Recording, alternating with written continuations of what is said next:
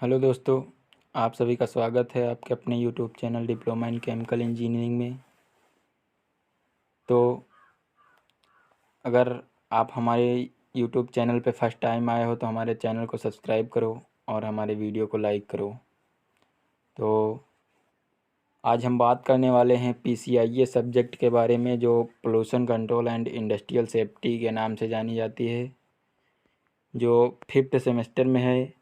तो इसमें हम बात करने वाले हैं वायु प्रदूषण को नियंत्रित करने वाले इंस्ट्रूमेंट के बारे में, जैसे cyclone separator, gravity settling chamber या ग्रेविटी सेटलर, वेट कलेक्टर। तो बिना टाइम वेस्ट किए वीडियो को शुरू करते हैं। तो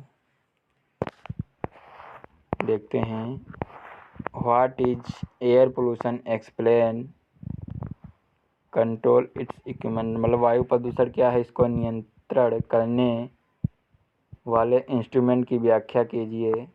तो एयर पोल्यूशन वायु में ऑक्सीजन, नाइट्रोजन, कार्बन डाइऑक्साइड आदि की एक निश्चित मात्रा होती है जो मानव जीवन के लिए उपयोगी होती है।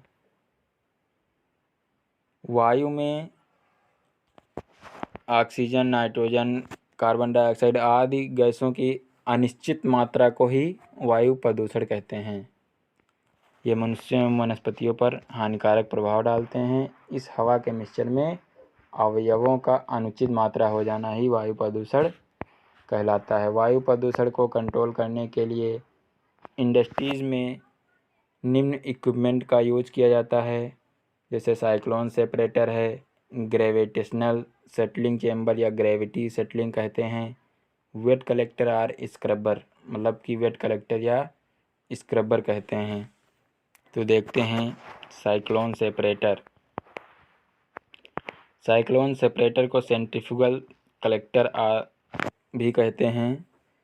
तो वीडियो अगर पसंद आ रही हो तो वीडियो को लाइक करो। तो साइक्लोन सेपरेटर की सहायता से वायु में मिले डस्ट पार्टिकल को सेपरेट करने के लिए यूज किया जाता है। मतलब कि इंडस्ट्री में डस्ट पार्टिकल को एयर से रिलीज करने के लिए किया जाता है। इससे 25 माइक्रोमीटर तक के पार्टिकल को सेपरेट करने के लिए इंडस्ट्री में यूज किया, मतलब कि इससे 25 माइक्रोमीटर तक के पार्टिकल को रिमूव किया जा सकता है वायु से। ये सेंट्रीफ्यूगल के प्रिंसिपल पर कार्य करता है। ये साइक्लोन सेपरेटर का ऊपरी भाग होता है जिसमें एयर आती है, इसमें ये साइक्लोन के रूप में, और ये नीचे का पार्ट शंकु या कोन के आकार का होता है। चलो देखते हैं, इसमें एक सिलेंड्रिकल कवर होता है जिसकी तली कोन शेप की होती है। साइक्लोन सेपरेटर में एक सिलेंड्रिकल कवर होता है जिसकी तली कोन शेप की होती है। पोल्यूटेंट एयर, मतलब कि प्रदूषित वायु कवर के टॉप की तरफ से टेंजेंटली इनलेट करती है। गैस का आउटलेट सिलेंडर के मिडिल पार्ट में लगे आउटलेट पाइप के टॉप की ओर होता है और डस्ट बॉटम में कलेक्ट हो जाता है। जो डस्ट है वो बॉटम में कलेक्ट हो जाता है। जब प्रदूषित एयर या पोल्यूटेंट एयर सिलेंडर में इंटर करती है तो यह तेज़ी से सिलेंडर की इंटरनल वाल से चिपक जाती है, मतलब कि जो भीतरी वाल है उससे चिपक जाती है। यह गैस नीचे जाकर पुनः विपरीत दिशा में साइक्लोन की तरह रोटेट करती हुई मिडिल पार्ट में लगे आउटलेट पाइप से होकर बाहर आती है। डस्ट स्लोली, मतलब कि डस्ट धीरे धीरे नीचे कोन की बॉटम से गिरती रहती है और बाहर निकल जाती है। ये प्रायः ग्रुप वाइज लगाए जाते हैं। इनका यूज सीमेंट इंडस्ट्री में, फॉस्फेट इंडस्ट्री में, आयरन इंडस्ट्री में या बॉक्साइट इंडस्ट्री में किया जाता है। मतलब कि वायु से डस्ट पार्टिकल को रिमूव करने के लिए साइक्लोन सेपरेटर का यूज किया जाता है।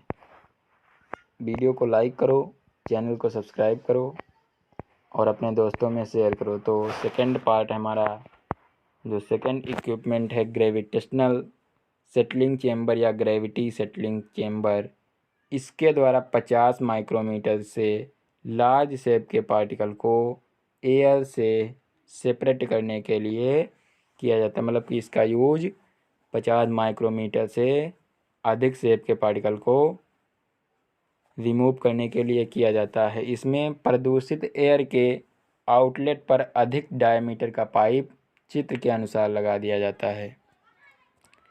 इसमें अधिक डायमीटर वाला पाइप लगाया जाता है। ये यहाँ से इसमें एयर इनलेट करती है और यहाँ से एयर आउटलेट करती है। तो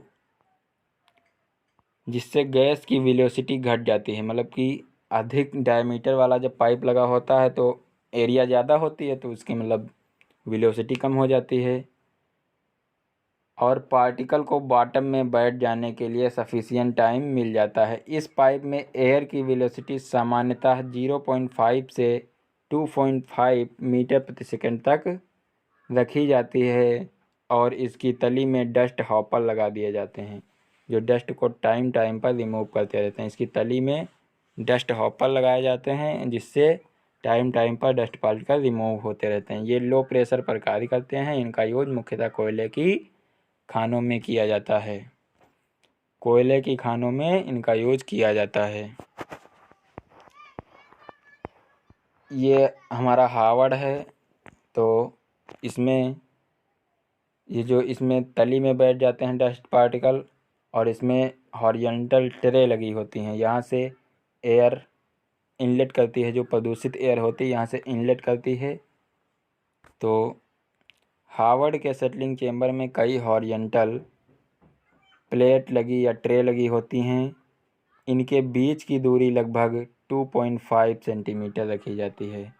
इसमें पार्टिकल का सेटलिंग चेम्बर पीरियड घट जाता है, साथ ही कणों का जमाव भी अधिक हो जाता है, जिससे इसकी तली पर हापर की शेप में बना दिए जाते हैं। मतलब कि इसके हापर के शेप के बने होते हैं, इसमें मतलब डस्ट पार्टिकल आके जम जाते हैं, मतलब बैठ जाते हैं। और हमारा नेक्स्ट है वेट कलेक्टर और स्क्रबर। ये हमारा वेट कलेक्टर और स्क्रबर, मतलब कि वेट कलेक्टर को स्क्रबर भी कह सकते हैं। मुख्यतः द्रव्य कणों को सेपरेट करने के लिए 3 प्रकार के वेट कलेक्टर का यूज किया जाता है। जो द्रव्य पार्टिकल हैं उनको रिमूव करने के लिए वेट कलेक्टर का यूज किया जाता है। ये 3 टाइप के होते हैं। फर्स्ट है स्प्रे टावल, सेकेंड है सेंट्रीफ्यूगल कलेक्टर और स्क्रबर, थर्ड है वेंचुरी स्क्रबर। तो फर्स्ट देखते हैं स्प्रे टावर। स्प्रे टावर का ये डायग्राम है। स्प्रे टावर की सहायता से ये बहुत सस्ते होते हैं। इसके द्वारा मुख्यतः द्रव्य और पोल्यूटेंट गैस दोनों सेपरेट किए जा सकते हैं। मतलब कि इसमें द्रव्य और प्रदूषित गैस दोनों को सेपरेट किया जा सकता है। यहाँ से इसमें वाटर इंटर कराया जाता है और नीचे से और यहाँ से हमारी प्रदूषित ये इस साइड से प्रदूषित एयर इनलेट करती है। यहाँ से वाटर स्प्रे होता है जिससे ये कांटेक्ट में आते हैं और प्रदूषित वाटर आउटलेट यहाँ से हो जाता है और क्लीन एयर ऊपर से रिमूव हो जाती है या बाहर निकाल लिया जाता है क्लीन एयर को। तो ये सस्ते स्क्रबर होते हैं। इसके द्वारा मुख्यतः द्रव्य और पोल्यूटेंट गैस दोनों सेपरेट किए जा सकते हैं। चित्र के अनुसार ऊपर से वाटर को स्प्रे किया जाता है जो नीचे से आती हुई गैस के कांटेक्ट में आता है। गैसेस के डस्ट पार्टिकल वाटर और लिक्विड की सरफेस से चिपक जाते हैं।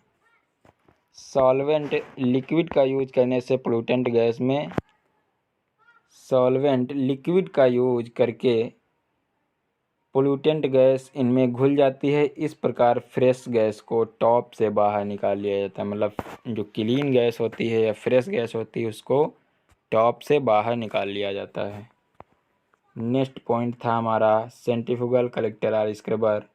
सेंट्रीफ्यूगल कलेक्टर साइक्लोन चेम्बर के मध्य में एक वाटर इनलेट पाइप लगा होता है। इसमें बीच में एक वाटर इनलेट पाइप होता है और यहाँ इसमें स्प्रे नोजल लगे होते हैं। यहाँ से हमारी क्लीन गैस आउटलेट होती है और यहाँ से हमारी पोल्यूटेंट एयर इनलेट करती है। तो देखते हैं क्या होता है scrubber. Centrifugal collector. Cyclone chamber के मध्य में एक वाटर इनलेट पाइप लगा होता है जिसमें कई हाई स्प्रे नोजल लगे होते हैं।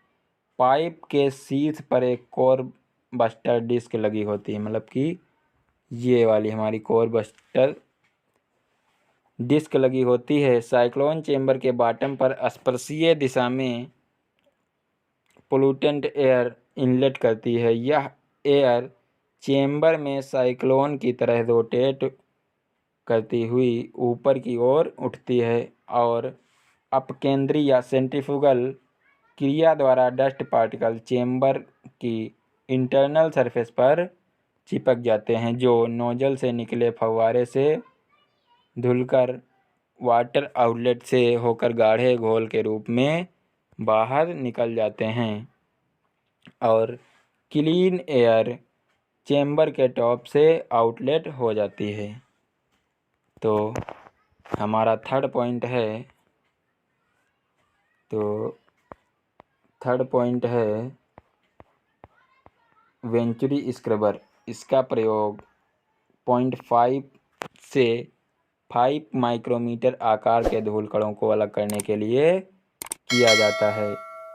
इसमें ऊपर से दूषित एयर इनलेट होती है इस वाले पार्ट से और यहाँ से क्लीन एयर बाहर निकलती है। तो इसका प्रयोग 0.5 से 5 माइक्रोमीटर आकार के शेप के धूल कणों को अलग करने के लिए यूज किया जाता है। दूषित एयर इनलेट के आगे एक वेंचुरी शेप का थ्रोट बना होता है जिसमें से होकर 60 से 180 मीटर प्रति सेकंड के वेग से प्रवाहित होती है। इसमें 60 से 180 मीटर प्रति सेकंड के वेग से प्रवाहित होती है एयर, प्रदूषित एयर। थ्रोट की लंब दिशा से वाटर को तेजी से स्प्रे किया जाता है। वायु के तीव्र गति के कारण पानी की बूंदें अत्यंत सूक्ष्म आकार में चेंज हो जाती हैं। वीडियो को पूरा देखें ताकि आपको टॉपिक समझ में आ सके और आप एग्जाम में लिख सकें। ये सूक्ष्म बूंदें वायु के डस्ट पार्टिकल से टकराती हैं।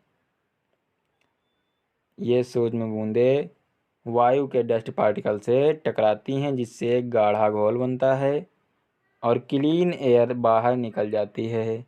इसकी एफिशिएंसी 90% तक होती है, परंतु यह इंस्ट्रूमेंट कॉस्टली होते हैं, मतलब कि ये बहुत महंगे होते हैं। तो हमारी वीडियो यहीं पे समाप्त होती है। अगर हमारी वीडियो पसंद आई हो तो वीडियो को लाइक करो और चैनल को सब्सक्राइब करो और अपने दोस्तों में शेयर करो।